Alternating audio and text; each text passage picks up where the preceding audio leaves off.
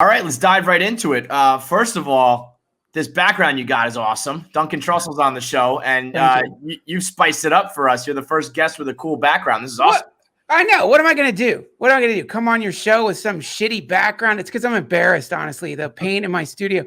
We just moved in the studio. It's named Quack Quack. Like they left a name of paints on the fridge in case we needed it. And the literal name is Quack Quack, and it's Cheeto Orange. Like it's bad. So, and it's not my place. So I didn't want to convey to people that I completely lost my mind during the pandemic, which is why I decided I'd do an oceanic background. I kind of like Cheeto.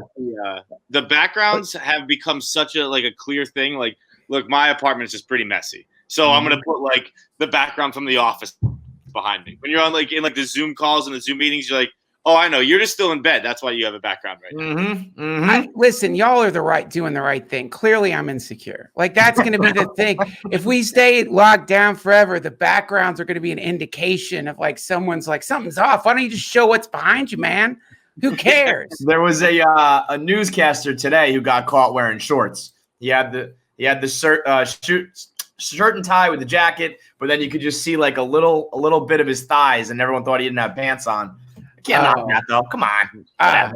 Whatever. This is what I love about this is we're all seeing that we're human. You know, the whole thing that we were trying to do. I don't even know what the thing the news was trying to do. Like they were mutating into these robotic beings, and all of a sudden it's like, holy shit. The guy's legs are pale. The guy who's doing the news, he's got pale legs. Thank God, me too. I'm happy right now to have been able to, we're stuck at home and everyone's binging and watching new stuff.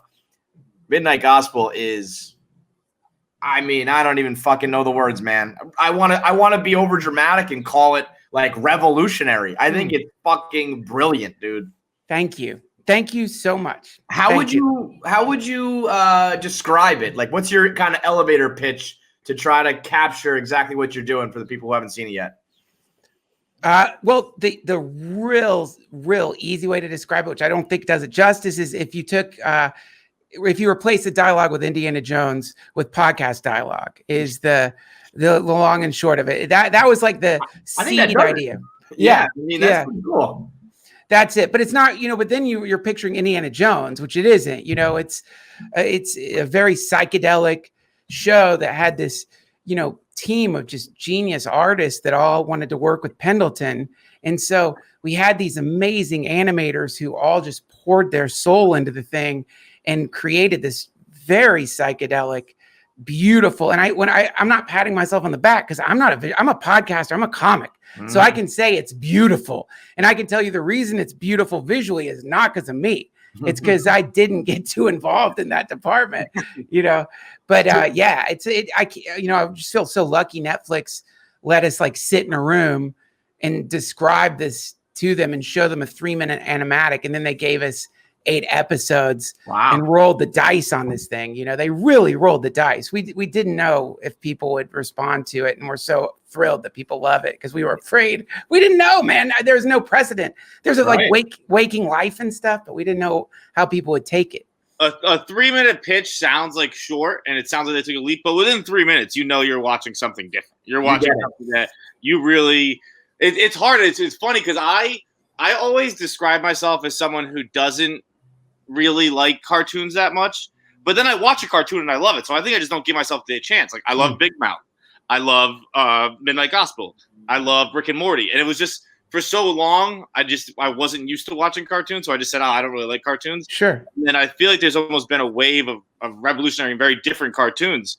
And I was like, oh, this is incredible. I watched all 8 episodes. And it actually is hard to binge because it is so dense that the topics are so heavy.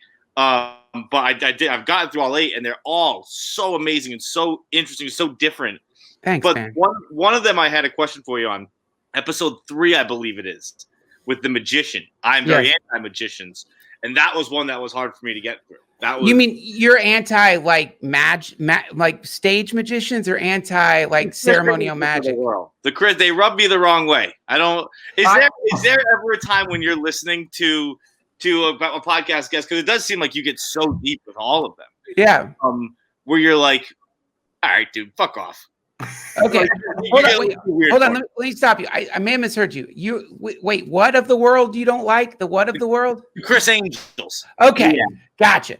This I get, and I think that's a legit thing to have a just sense of like I'm not really into that, man. Like the type of magic Eccles practices, of course, is not like stage magic. It's more like a religion.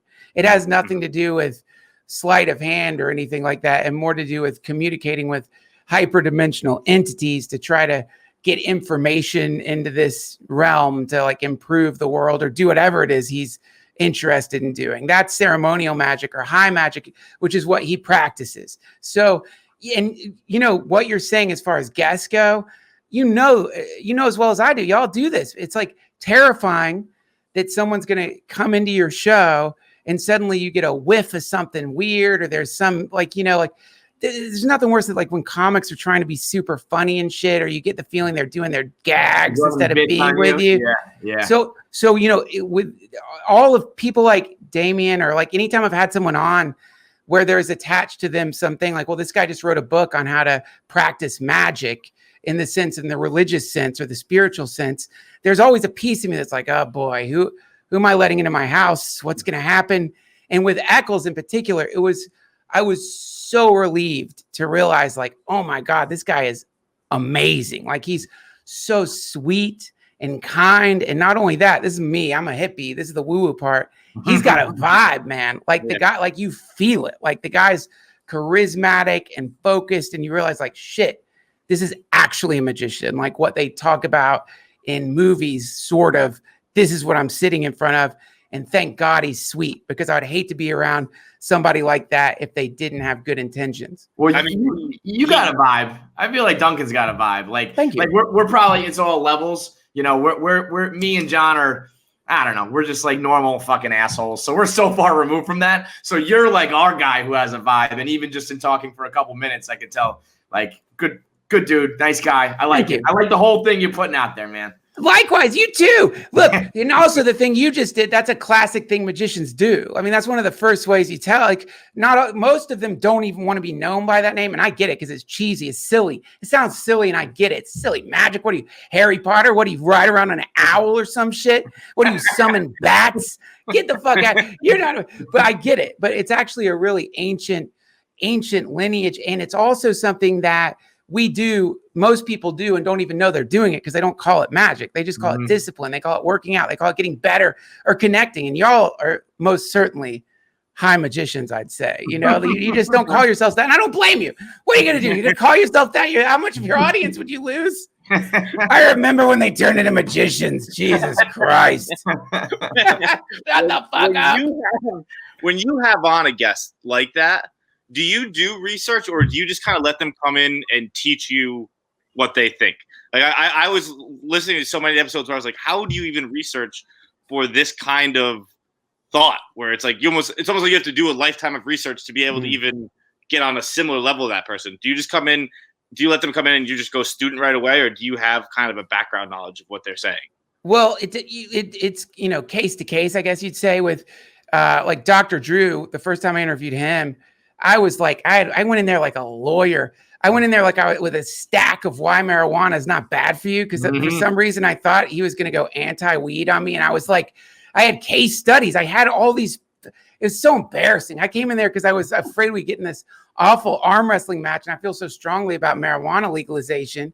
And then I realized, oh, he works with addicts. That doesn't mean that he's like against any substance. He just doesn't want people to hurt themselves with drugs. Right.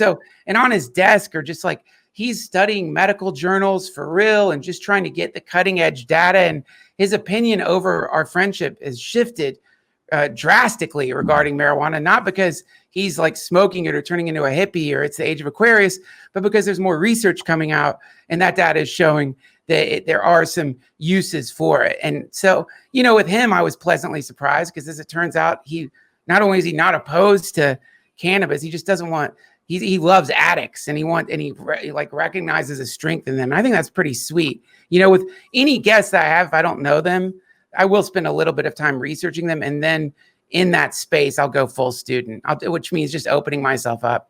So Dr. Drew is episode 1, and I where you're talking about marijuana, and I went into this totally blind. I didn't understand what I was about to watch, and I heard it was a cartoon, and I thought it was like John said, something along the lines of Big Mouth or whatever. And Dr. Drew starts talking, and it's very. I didn't realize I was listening to a podcast. So when I hear Dr. Drew talking very off the cuff and kind of stuttering and stammering the way that we all do when we have a conversation, I was like, wow, this is some pretty good like voiceover acting. This sounds incredibly natural. And then when I realized, when I finally put it together, this is just kind of like an animated visual podcast.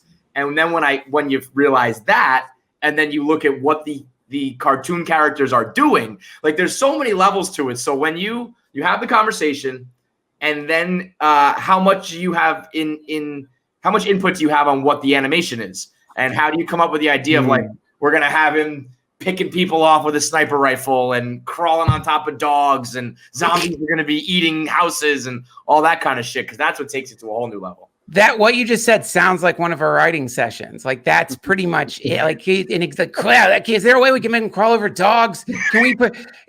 This is the beauty of animation, because like try to film someone crawling over a pile of dogs or something eating the White House, forget it. But animation, you could do anything. And the what we did is we knew the show was going to be about Clancy's malfunctioning multiverse simulator, and we knew there was going to be apocalypse is happening. And so we had 2 weeks where we just came up with ideas for how the world could end, or some world could end.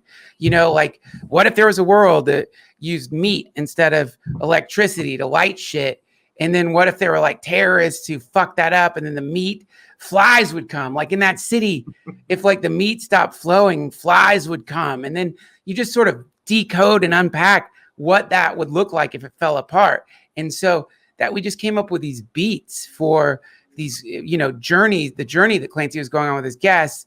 And then we took the podcast dialogue and tried to attach it to those beats. Oh, so you're doing all the animation ideas first and then applying podcasts to it? Yeah, that's it. Oh, wow. Yeah. We had a writing room. Guess the opposite. Well, thank you. I mean, anytime any comment is like, this seems like a podcast, I feel like we did our job, because it is a podcast, but we didn't want that to be what we led with. We wanted it to feel like a natural conversation that was happening. And so, but that was really challenging. We showed them 3 minutes on the roof scene. That was our proof of concept. And with the president in 101, that's like three minutes. It's from the desk to when he goes on the roof, and it's funny and it's cool. But then Netflix is like, yeah, well, let's do 8.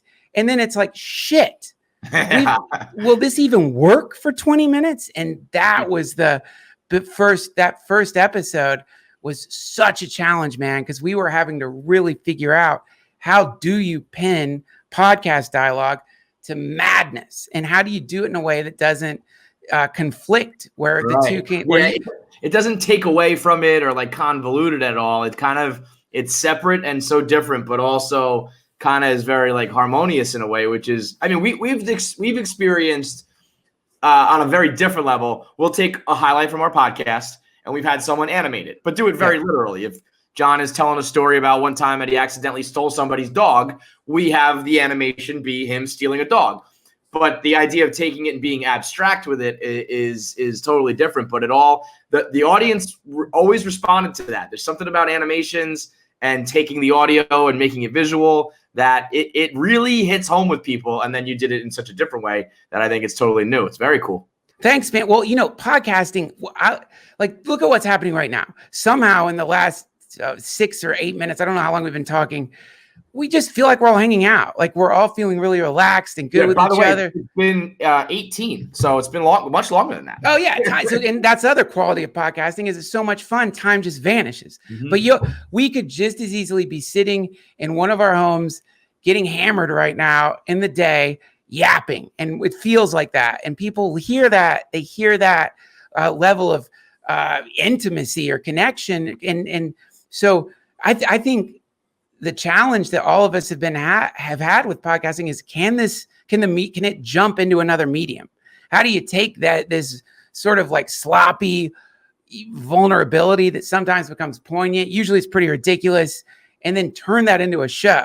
And everyone's been, the rainbow wheels have been spinning trying to figure out how to do that. And without losing, this, because you don't want to lose this. You don't want to lose the quality of like the stammers and the stumbles and because this is what people are like.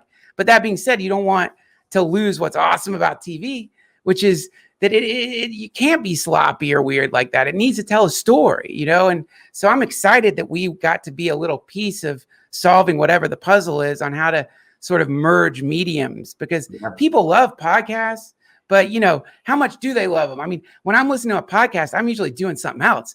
I'm cleaning, I'm zoning in and out. That's the other thing. We wanted people to be able to like zone in and out. We knew I've seen every episode hundreds of times, and I still hear new shit in those episodes I never heard when I was talking to them. So we just wanted it to be like, if you want to learn about how to do magic or lineages in Buddhism or whatever, great. But if you want to get blasted and melt into your couch and just watch pretty colors while hippies yap, you could do that too. Either one. What's up to you? Or both. You could go in and out if you feel like it, whichever. That's what we wanted. It's actually the perfect. I think you said you're happy to be a piece, but I think you're a huge piece because you touched on it with podcasts where they're often ridiculous, occasionally accidentally poignant, and I think cartoons is the perfect medium for that because somehow cartoons allow you to do things that are more real, if that makes any sense at all, where it's like you don't have to operate in actual reality, so you can get ridiculous and then almost more easily make your point. Like in episode 1, the point being made with like there's no such thing as a bad drug, it's just a circumstance. And then what happens once you turn into the zombies is like, oh, this is fucking beautiful. Like this nailed it. This is so great. Cool. And it would be so hard to do that with just actual people. So I think the marriage of podcasting and the cartoons just perfectly highlight the highlights of each other. Yeah, man. I mean, that was the crazy thing about it. It's like when you're merging with 120 people in an animation studio, and I don't know if y'all have ever met animators, man, but these are like spaceship pilots. Like these people are like deep, hardcore, purist punk rock artists. All they wanted, they have like the art director has tattooed on his arm symbols that only animators would know. It's like some kind, it's like a Masonic code, but it's like animation notes tattooed on his arm. They're deep in it, man. So what starts happening is they start hearing things in the dialogue that maybe you didn't hear and pulling it out. Like you're saying, like creating moments that like at least show their interpretation of what's being said. And, sometimes when I'm watching it, I'm like, holy shit, they're like kind of making fun of me right now. Like that was, you know what I mean? Like they're exposing like things in me that I didn't want to admit, but it's obviously right there. That was pretty intense and awesome. And not just that, but there's like all kinds of, in the Eccles episode, there's like people who are into magic for real are sending me images of like magical symbols next to moments in the show. I didn't say put that there. Right. I didn't say like put the Masonic triangle that represents moving through the stages of being a Freemason in the show. I had nothing to do with that. But there it is. Who did it? Yeah. I don't know. There's 120 people on the show. Being able to have an answer for this, but is there anything like there's so much in every episode? Is there anything that's random? Is there anything where they're like, fuck it, just put in an arm falling apart or a coffin becoming 3 coffins and something? Is there anything that doesn't have symbolism to it? Yeah, man. That's the. I'm so glad you asked that because that's the other freaking layer of the show that's cool. You know that thing? It's like you play Pink Floyd "Dark Side of the Moon" to Wizard of Oz, and it syncs up. But then somebody I was talking to said, "Yeah, but if you play it to what's the name? Paul the Mall Cop. What's his name? Paul Blart.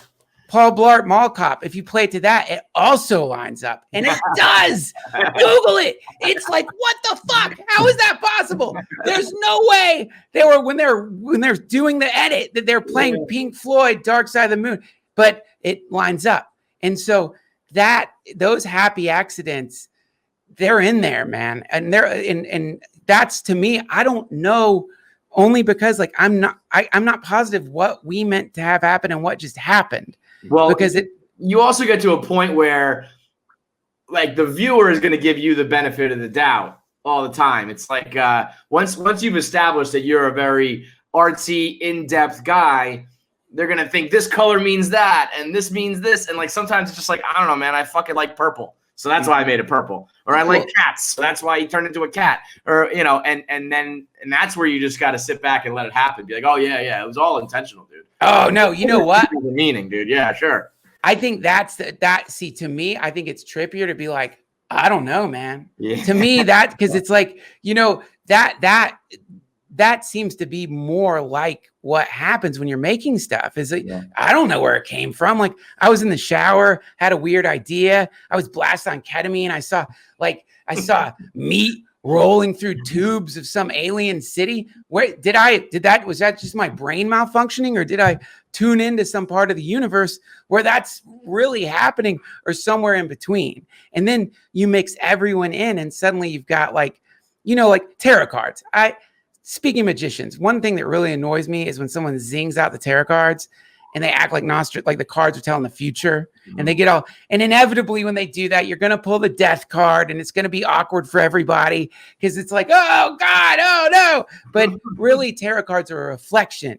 They're reflecting you, and you're seeing this shit that you don't want to really deal with usually in the tarot card. So you look at it, the symbols in a tarot card, there's so many. Does it really mean anything? No, it's just it does actually, but what the interpretations are so infinite that you're just going to see yourself in it. And to me, I think Midnight Gospel, there's a piece of that in there, which is that you're going to see yourself in it to some degree. And I'm cool. I want it to be a Rorschach ink block test for people. I want it to be a way that you can maybe see shit that's inside of you that we didn't intend. That being said, we intended every single piece of it. So I found myself a lot in the episode with Jason Loeb, yes, where you guys were talking about really the giving up of hope and how that's like such a great stage of life. Where it's like I think you said, I'm no longer in the stage of my life where the Disney chipmunks are singing to me about hope, and I was like, yes, that's the spot to be right there. Okay. See, then you're a Buddhist, dude. That trying to get that idea across to people was tough, man, because I knew how I felt about the idea, but people on the show rightfully were like, listen, man, we have to be careful with this message, because if it comes across that you're advocating for despair being the way to live, or if it comes across that you're telling people who are in a rotten situation not to imagine there's a way out, then that's going to make Clancy look like a depressed piece of shit. And nobody wants to get that data set, man, which for me, hopelessness, the way I see it, is like whenever you have what you want, whenever you've gotten everything you want, you do enter a place where you're not hoping for it anymore because you have it. And so those moments in life where I've been the most happy have been the most hopeless moments, in the sense that hope is, I know I'm repeating the show, but I really believe it. Hope is if you really analyze hope, there's a twinge of pain to it. And also, if you're hoping, then you're probably not in the moment. Like if you're sitting with your friends and they're hoping that they can be here or there, they're not with you, and you can feel that, so that's what I meant by hopelessness. And I think hope is very rarely, at least in my life, ever used as hoping for a good thing. You're hoping a bad thing doesn't happen. So it's living in a fear rather than being like, look, whatever happens is going to happen, and I'll just deal with it when that comes along. Yeah, hopelessness is such a inherently viewed as a negative thing, but it really just kind of means you're not desiring other shit. Yeah, that's cool with right now. It's very like let go of it all, right? Yeah, that's what we were trying to get across. And I like that. Because and this is Dante's Inferno. On the gates of hell are written, "Abandon all hope, ye who enter here." And the first time I read that, I was like, Jesus, that's the worst, saddest thing. Now I'm thinking, oh my God, that's the last help you get before you go into hell, is that message, which is if you can be hopeless here, if you can let go of wanting to be out of the situation, you'll naturally get out instantaneously, and so that was, on the gates of hell are the way to get out of hell instantaneously. It's on the gates of hell, and it's also on the stage as the strippers enter in the classic film Boondock Saints. Oh, no. American cinematic classic. I saw Boondock Saints like my sophomore year of high school, maybe my freshman year, and then I read Dante's Inferno my junior year, and I was like, "Oh, that's what they had. They got that from Boondock." Dante went in the future and stole this. Boondock That's hilarious. is for sure that movie. Every time somebody sees that movie, especially if they're like an Irish guy like me, they're like, "This is the best movie ever. It's a masterpiece." And then later in life, you're like, "That movie fucking sucks." What's that movie about? What's the last sacrament you get? My confirmation. My confirmation name is Connor because it's the guy's name in Boondock Saints. It's sweet. So speaking of psychiatrists, I hope I'm not bringing up a sore subject because I know your mother's passed away, so I'm sorry about that. But thank you. Your mom was a psychiatrist, and you do an episode with her, and it's in the show as well. So it's some very she's speaking very candidly about being sick on the episode, some heavy stuff. But I've always been interested by people who are raised by psychiatrists, psychologists for parents.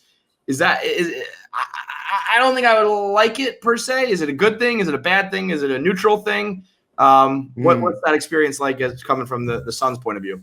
Well, I mean, because anybody's going to be human, right? So you're dealing with someone who's working on a day-to-day basis with people who are trying to, get through a crisis or, trying to, deal with trauma or whatever.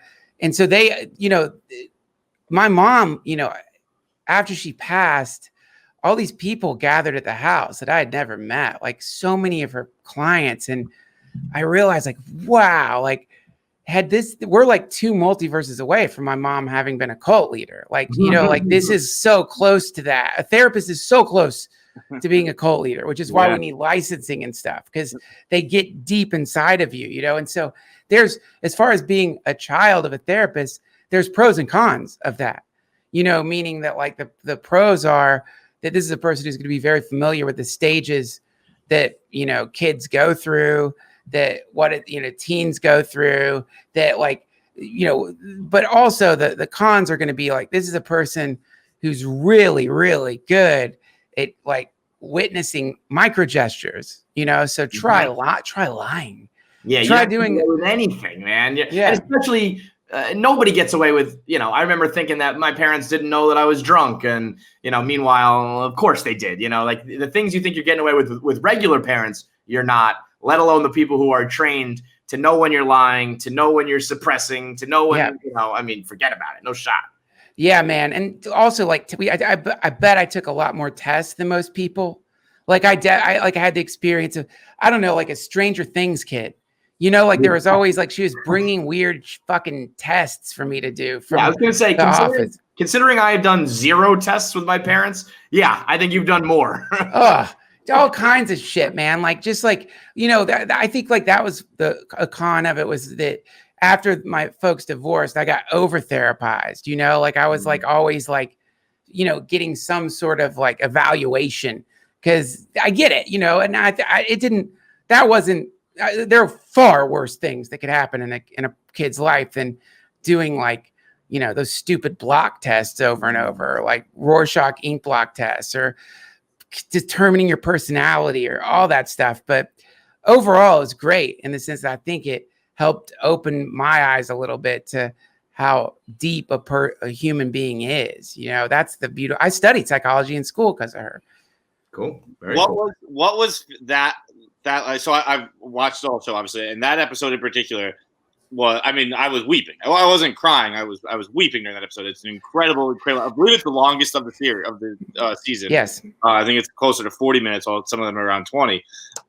What was that like going back and listening to such kind of a profound and intense and personal conversation with your mother years after she's passed now, and trying to see the animation with that? Because the animation is beautiful too, as you start as the baby, she starts as a young mother, and then it's kind of both of you progressing through life together. Man.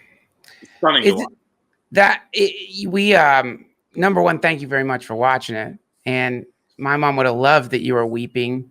And I was going to ask why, because I'm home now with quarantine, and I was gonna ask my mother to watch with me. Luckily, she was out because I don't know You what would've we were watching. You would have been a puddle, man. Oh man. Yeah, that.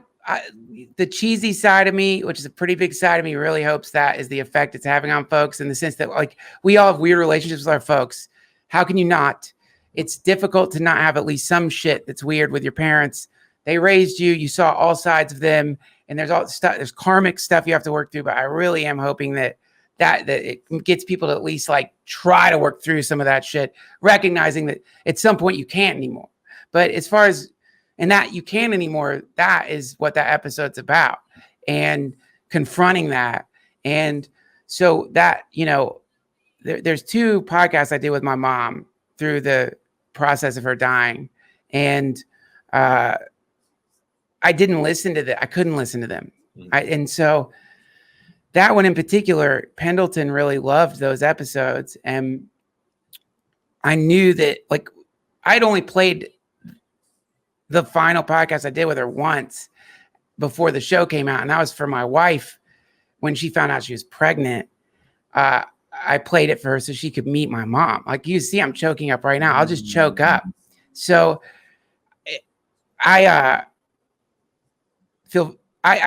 when I knew we were going to use the episode for the show, and Penn and I went to talk about it. And I remember like ordering tequila. I remember I ordered tequila, and Penn, man, he's the coolest person ever. His response when I ordered the tequila is he goes, yeah. And then I'm drinking it. I'm just trying to, like, sit there with him and like deal with the fact we're going to have to make an episode about my mom passing. And how are we going to do that? Because what am I going to do? Sit in the in the editing bay, just like crying while people are trying to do like hard edits? No, don't cut that. That meant everything to me, or whatever. So we worked out a way that we could do where I could be a little further back from that process. I gave him some ideas that I had to try to symbolize what it's like. Trust, man. That's a lot of trust to put in somebody.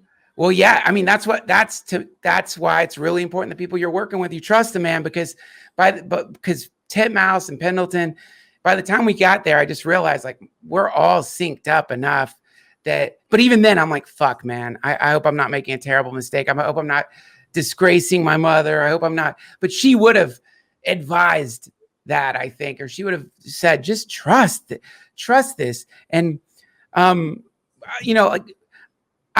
like when we were talking, I was saying like, well, maybe there's like a planet that's got a moon and the planet's getting sucked into a black hole, but the moon is dealing with the fact the planet's getting sucked into the black hole, that's what we're all dealing with. And your parents are dying because we're all getting sucked into the black hole, like that's part of it. We're all getting pulled into oblivion. And so anyway, when I finally did watch the animated episode, it was one of the most powerful moments of my life because they brought my mom back to life. They caught her spirit. That's her. Like, they did it. I don't know. To me, that's proof there is some form of magic, because within that last episode, you're seeing my mom, and they didn't just catch her. Like, there wasn't a lot of footage of her out there. They caught something deeper than what you might see on any of the stuff that's out there, which isn't much. And so that was a really potent thing, because I've got a kid, and that's one of the things that and I want to have more kids. And that's one of the things you think about is they're not going to get to meet their grandmother. That's one of the tragedies of losing a parent. I'm going to have to tell my son what she was like. She's not going to hold him. So I'm going to be able to show him that episode, show my kids that episode and say, that's your grandma. And to me, that's a miracle. That's one of the great miracles of my life. Some heavy shit, man. I mean, it's like, that's why I kind of said it's revolutionary in a way. It's like, nobody else has that. Nobody else has this. Nobody else has their podcast turn into a cartoon, turn into a separate piece of art that can capture the essence of their mother who passed away for their kids. I mean, nobody has that, dude. You're the only one. It's a great testament to your success to be able to do things that really people haven't been able to do ever. Yeah. And that will be able to live on forever now. Y'all are the best. Thank you. I appreciate it, man. But let me just say this. I love that. And I try not to think about it too much, because the show is about a simulation. And anytime I really ponder it too much, I'm like, well, this is obviously a simulation, because how the fuck do I get to have this happen? It doesn't seem like this could be real. But then that being said, what I really hope is it inspires folks to keep doing, and I know this sounds like a Miss America speech or some shit, but I really hope it inspires people to keep following their heart, man. Because when I was doing my podcast, I did not have that level of aspiration. I never was like, one day the guy who made Adventure Time is going to hit me up and we're going to make a show together. I just loved having this moment that we're sharing right now. I love it. I live for it. It's connecting with people and I love it. And I did it enough that I guess it's like throwing a message in the bottle when you're on an island. And then all of a sudden this magical boat filled with cats pulls up and it's Pendleton Ward who's like, get on, come here, I want to show you something. And then it's like getting abducted by a wizard, basically, and like that happened to me. And if it happened to me, it can happen to anybody. And also, I really mean this. I just want podcasting to flourish. I want podcasting to continue to grow and grow and take on all these different mediums. And that's really exciting to me because, this is, I think, a really special medium by itself. And it deserves all the success it can get for all the people who've been doing it for and learning how to do it. How much do you think your podcast success, like how important was the Joe Rogan cosign for you and your podcast? Did you feel that it changed your career at all? Or yeah, absolutely, man. For sure. People make fun of me because I'm so unapologetic about that reality. I just think it's ridiculous. We all have mentors, and the lineage of Buddhism I'm in, you celebrate that. That's not a thing you try to imagine didn't happen. You're like, our teachers are so important. And Rogan, he was taking me on the road before I should have been on stage. He thought I was doing a satanic puppet act, and he thought it was funny. Is that what it was? I was going to ask you, what was like the thing that got him? A satanic puppet act? Man, I was closing with a satanic, horrible, monstrous puppet named Little Hobo. This like terrible. It was the embodiment of all the worst things I could imagine in the world. And this is still Fear Factor day. So like Rogan's getting people who don't know about stand up who are just like, I want to go see the Fear Factor guy tell jokes. And suddenly, right before that guy comes out, there's this weirdo on stage, his eyes rolling backwards with like a puppet that's like yelling like, "Hail Satan! Hail Satan!" And he thought it was funny. They didn't, but he did. Like that's what he thought was funny. That's the beauty of Joe, right? Is like he just does what he does. He talks to who he wants to talk to. His topics are what he wants to talk about. And like, if the audience doesn't like it, fuck off. And it turns out that like 100 bajillion people do like it. So, he figured it out that way. That's incredible though. I mean, I feel like so many people want that cosign or just even want to talk to him and be invited on or whatever. So to end up being one of his guys is, and as far as podcasting is concerned, that's the ultimate, right? That's like the top of the mountain. It's bizarre because it wasn't. I mean, I was the talent coordinator of the Comedy Store, and he was just calling, and we get in these conversations on the phone that are identical to what we talk about now on the podcast. Like he would call, he was probably stoned, I was probably stoned, and then we just start talking about like Terrence McKenna and float tanks on the phone. We weren't recording it.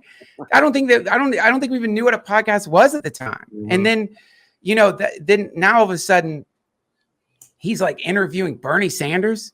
That was one of the weirdest moments for me. I'm like on YouTube, it's Rogan and Bernie Sanders. Yeah. Talk about surreal, man. Like this is like he's a friend. And I'm not saying surreal, like that guy shouldn't be talking to Bernie Sanders, but just realizing like, holy shit, a friend of mine has gotten to a point in his career where he's sitting down with presidential candidates, where he's smoking weed with our generation's like the founder of Tesla. Yeah. And that is a wild testament to what can happen to anybody these days, which, and I don't mean anybody like he's an anybody. I mean, all you've got is who you are.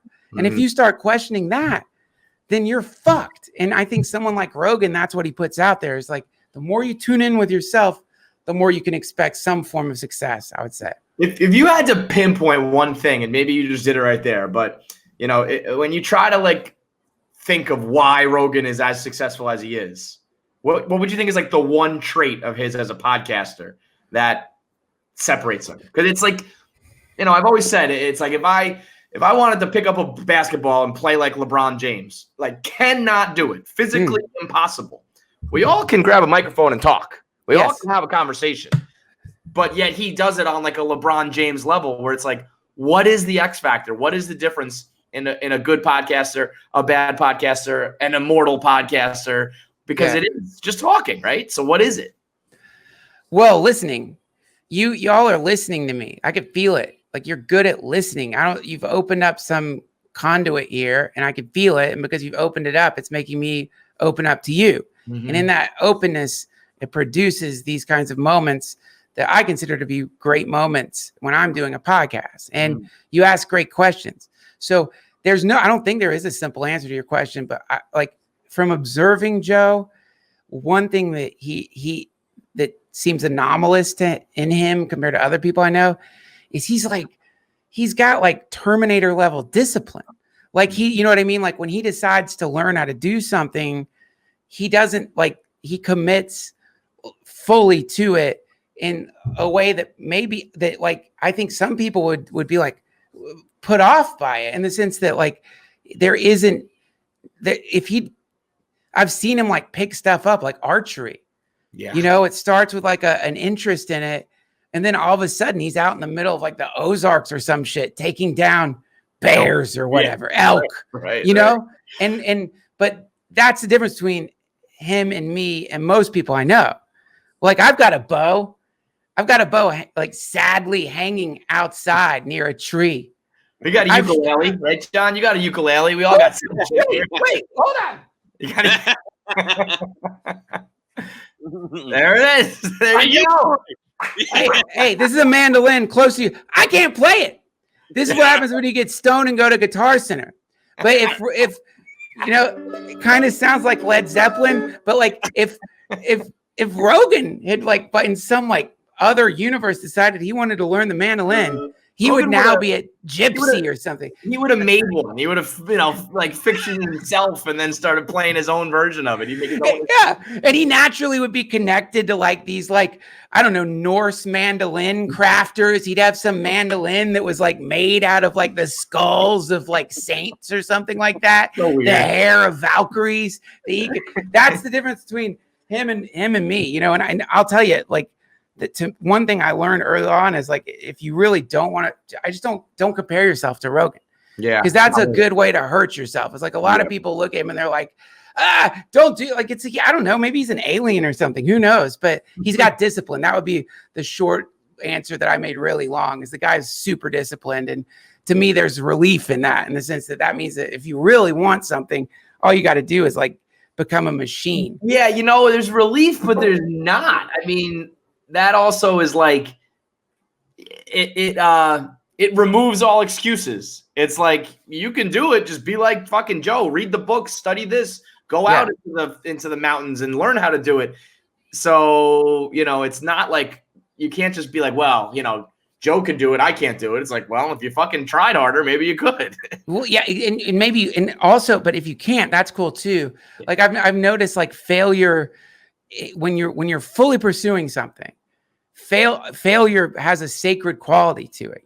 When you're really going for something and you've done literally everything you can, and you've done everything you can, and you still fail in that regard. I don't even know if that's failure anymore. That's just part of the process. Right. Yeah.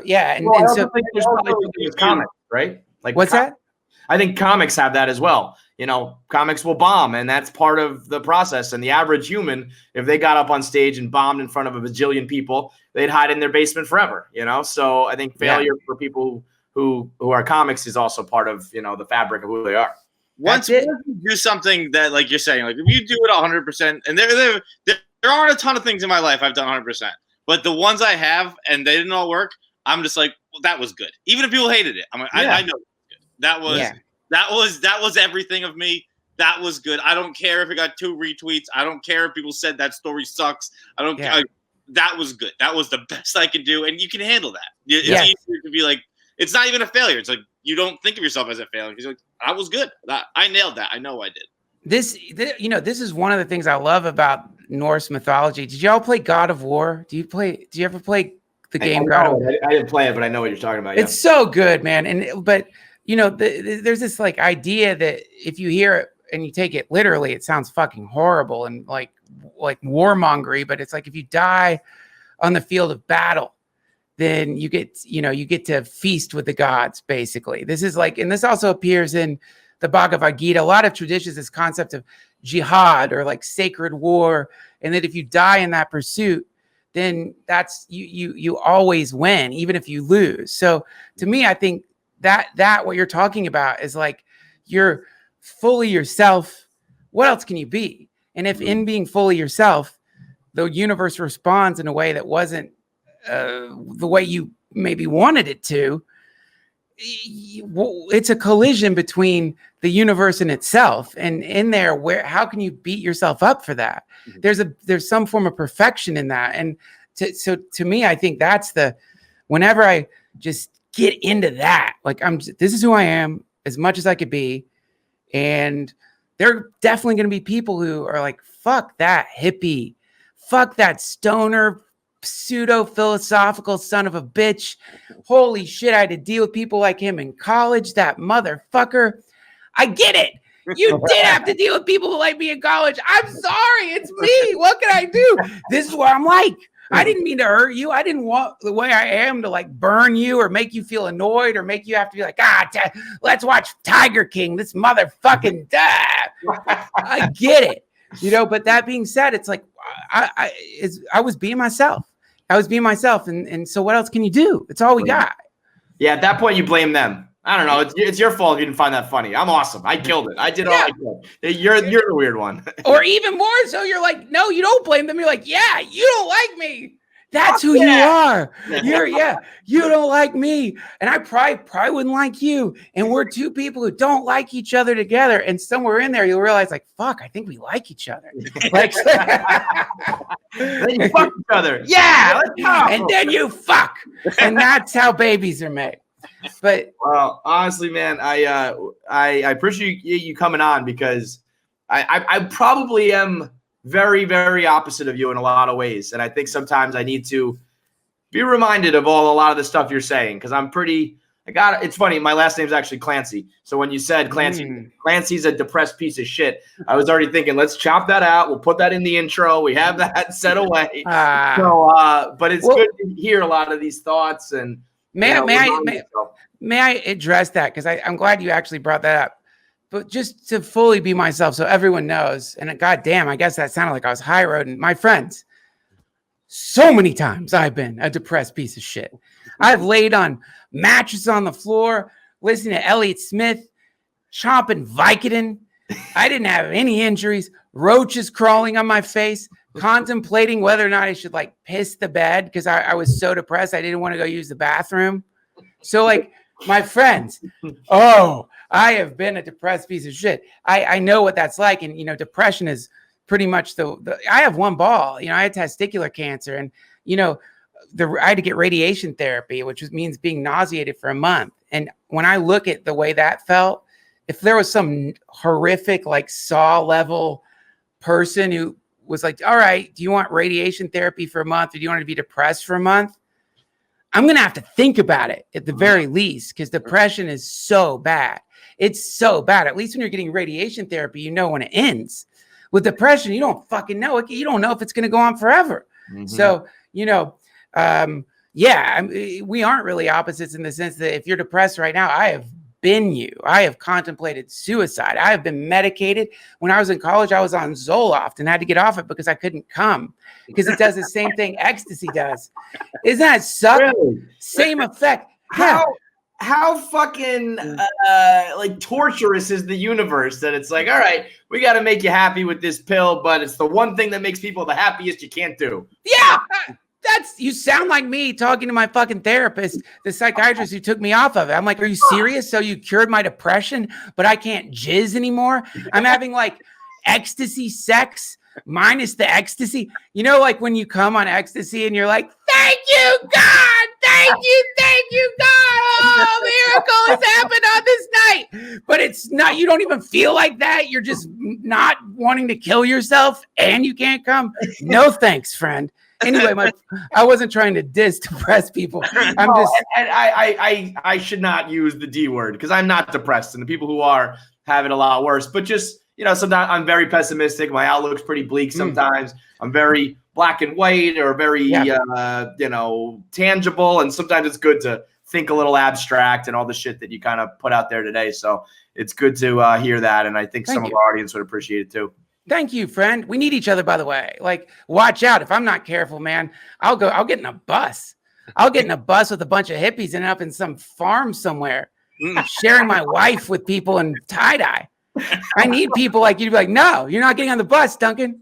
Do the ad reads. Make some money, man. That's what we're doing here. You know, we need each other.